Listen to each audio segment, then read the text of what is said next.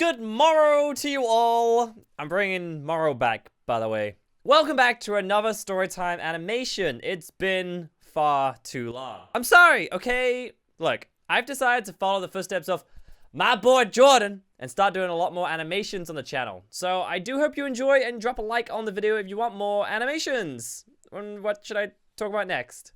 So this animation is about the time when our teacher went crazy. I'm not even kidding. She literally went crazy. Fun times. Also, a teacher was having relations with a student.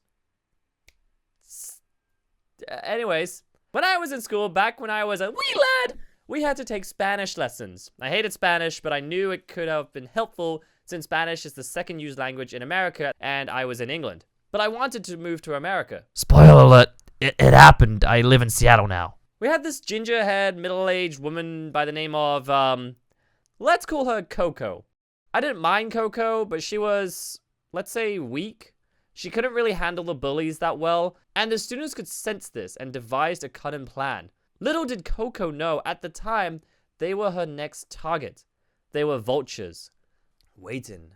We would have class with her once a week, and every week the bullies would come up with another way to stress her out. She didn't know what to do. She just kind of let it happen. She rolled over and took it. It was actually kind of sad. This was the point in the movie where it would reveal that I was the bully and I receive an Oscar.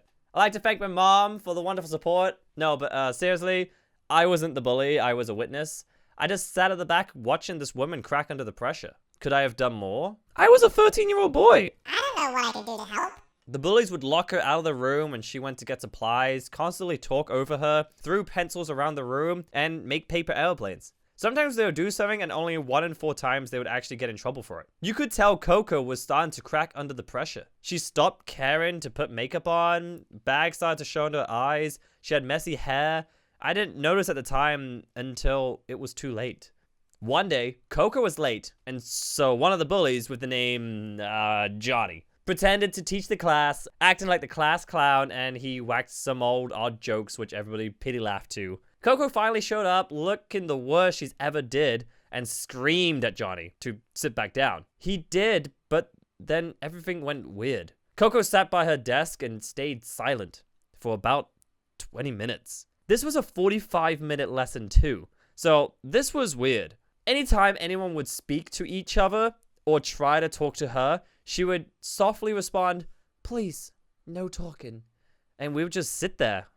And then the waterworks came in, and she burst into tears. Was I witnessing a breakdown right in front of my 13-year-old eyes? It was really uncomfortable and awkward. Eventually, the principal showed up and walked Coco out of the class and told us to stay in our seats until a substitute showed up. And that was the last time we saw Coco. I don't know what happened to her. Did we just help a woman break down into losing her job? Could I have done more? I try not to dwell on it too much. I was a kid. But sometimes, I wish I did more. It's gonna take a lot to drag me away from you. There's nothing that 100 men or more could ever do.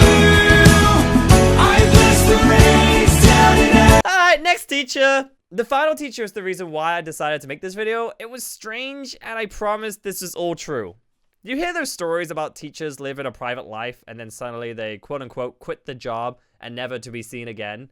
Well, when I was in college, we had this teacher by the name of, Mr. Cool. Not real name.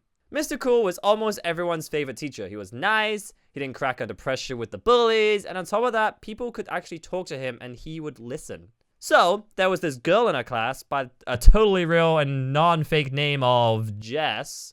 Jess and Mr. Cool were very close. It was kind of okay, I guess. I didn't think too much about it. I wasn't really friends with Jess, and I didn't have too much, attention to Mr. Cool either. But something was going on. They were sitting to have lunch together. Jess was seeing him a lot after class, and I'm pretty sure they would text each other in class too. You know, when he was the teacher, she was the student, and they would be actually texting each other. It was rumored that they were having a secret relationship. Of course, this was all rumors.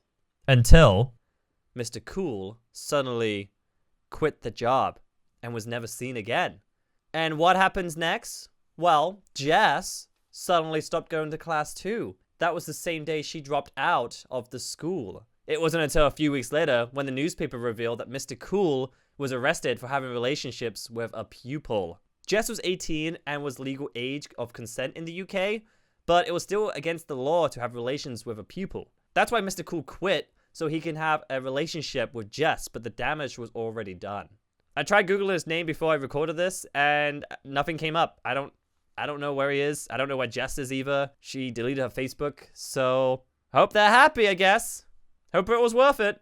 I never thought I would live in a world where the story came true about the teacher having secret relationships with one of its pupils. How does stuff like this actually happen? I haven't seen Jess or Mr. Cool since, and it's been 7 years. Well, anyways, that's all we have time for in this video, but I hope you did enjoy with the story about my 2 crazy teachers. I have a bunch more teacher stories, so if you want a part 2, let me know in the comments and leave a like. If you have your own crazy teacher story, let me know in the comments too. I'd love to read them. And yeah, so that's it. Thank you guys so much for watching, and I'll see you all soon. Bye, guys!